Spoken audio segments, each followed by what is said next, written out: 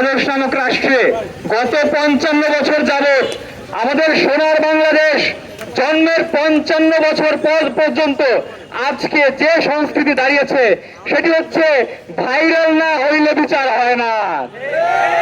Viral না হইলে বিচার তো দূরের কথা, গ্রেপ্তারও হয় না।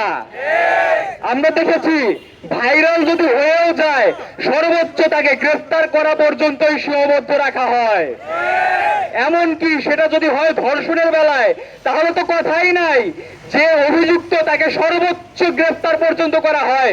অন্যদিকে যে ভিকটিম, যাকে ধর্ষণ করা হয়েছে, তার উপরে এমন কোন প্রকারের সামাজিক এবং রাজনৈতিক নির্যাতন নাই যেটা করা হয় না। এমন কোন প্রকারের আইনি নির্যাতন নাই যেটা করা হয় না। যারা ধর্ষক তারা অত্যন্ত ইনফ্লুয়েন্সিয়াল হয়ে থাকে, এমন কোন শক্তি নাই, এমন কোন বল নাই যেটা সেই ধর্ষিতার উপর প্রয়োগ করা হয় না।